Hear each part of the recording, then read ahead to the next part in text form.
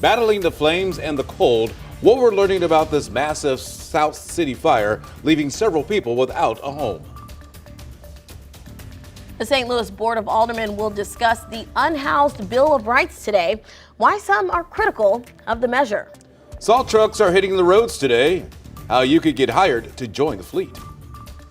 We won't need them for a while, but it's very cold outside. It feels like November, how cold it is and how close we are to a record. Expanding access to fresh food. The new market opening at a local elementary school today. In St. Louis, we don't have anything like this here.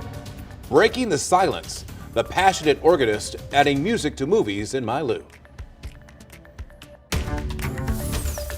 This is Today in St. Louis, focused on you. I want to start the morning off with a shout out to the good folks over there in Alton. This is a live look from high above Alton, courtesy of SkyLens 5, floating above it all and getting a nice peaceful look at the start of this day at 6 o'clock on the dot.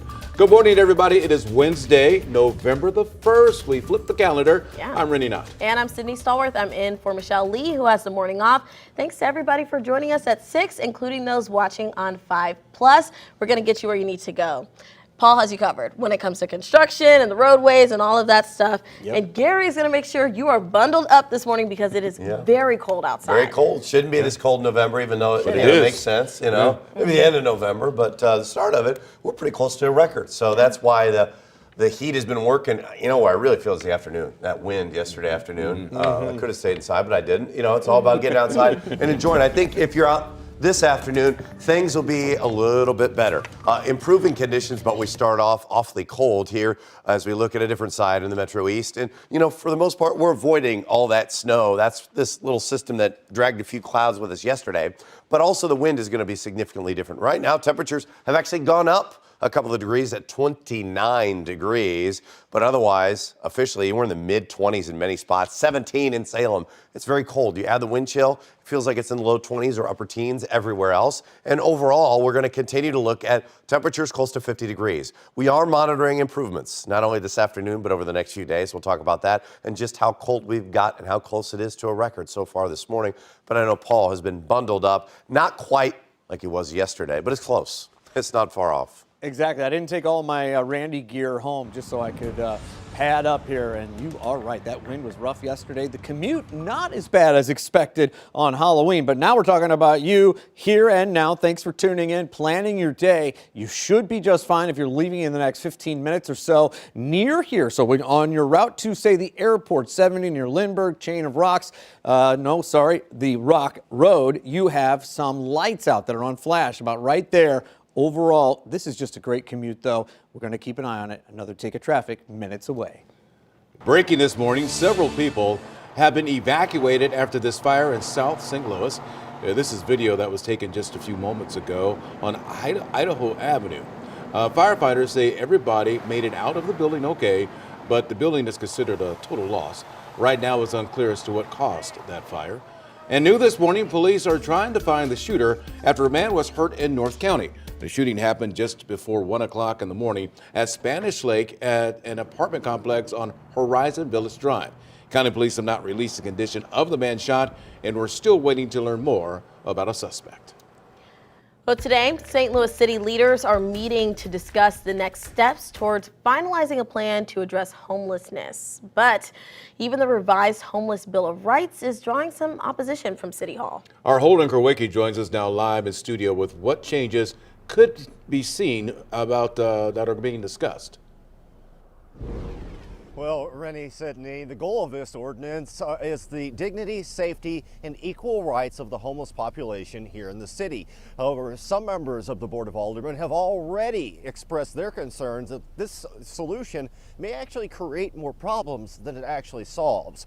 Now, some of the requirements in that bill would require the city to select a location for a safe camping area, complete with toilets, showers, electricity, and running water. The proposal would also mandate the city to provide 24/7 security at each safe campsite, either from a police officer or using police surveillance technology. There's also a push to make it easier for shelters to open up without gathering public support from homeowners. Several people voiced their frustrations to the Board of Aldermen at a public hearing last week. Why is it easier and cheaper to find fentanyl and crack cocaine in this city than bread or a blanket? We can do better. We're one of America's great cities and we're in decline. That bill had received significant backlash for language that would potentially have allowed public urination and defecation. However, that has since been removed from the latest proposal. That hearing is scheduled tonight at 6 o'clock right here at City Hall. Reporting live in downtown St. Louis, Holden Kurwicki, 5 on your side. Thank you, Holden. This morning, some St. Louis city leaders are worried they'll run out of federal pandemic money. Yesterday, the mayor's office showed the city has only spent 17% of federal COVID funds so far. A new proposal would redirect $5 million in unspent pandemic funds to things like tenant registry, updating zoning codes, and forgiving medical debt.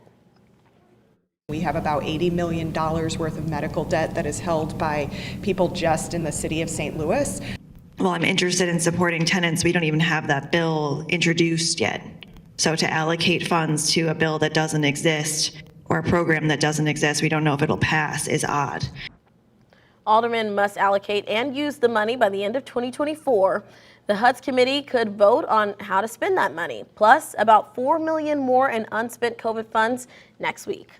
Today, the owners of the now closed Seafood City and University City are expected to appear in court. The building's owner, Six Fortune LLC, sued the store. The company claims Seafood City owes more than $300,000 in back rent.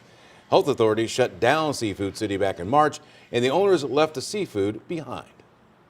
Well, this morning, as we all brace for the cold weather, St. Louis County is ramping up for winter as well.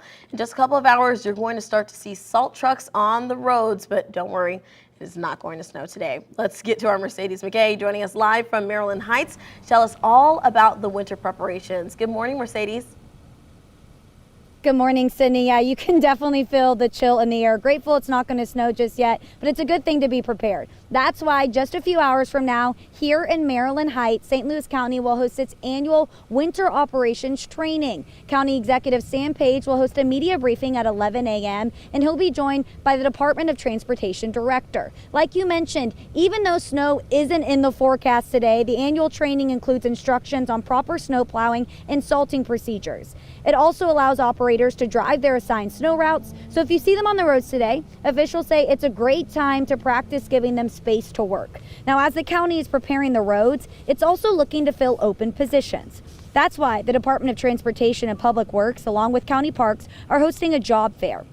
The county is searching for hundreds of people to fill vacancies in several different positions, including fleet. Now, before you go, make sure you have your resume and fill out an application. You can see there on your screen the details for the job fair. It's going to be on November 14th from 10 a.m. to 2 p.m. on Schaefer Drive. Now, again, that media briefing today is here at 11 a.m. in Maryland Heights, and then the winter operations training will follow. Now, coming up in the next half hour, I'll tell you the other agencies across the state that have already prepped for these upcoming winter months. Live in Maryland Heights, Mercedes McKay, 5 on your side.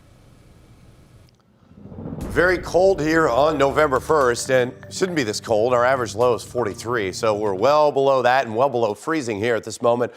Right now in Belleville, the wind is calm. That's a good sign because any wind right now with the way temperatures are going to make it feel worse, but you really still need to bundle up. It's not going to be all that different from yesterday. We start off with those wind chills in the upper teens, low 20s everywhere, and the rest of the afternoon we are going to be a little bit warmer. We were at 45 yesterday. We're going to be at 48 today. More sunshine, less wind. It probably feels better, but we are very close to a record, even though we've actually gone up a couple of degrees. We'll talk about that and when we're going to see nowhere close to records over the next few days. An attack in the Central West End caught on camera. What we're learning from the surveillance footage. Anti-Semitism becoming a big problem on college campuses. How one local university is pushing back and supporting students. Our Riverview Gardens Elementary School is opening a new market today, the types of foods that families will find there.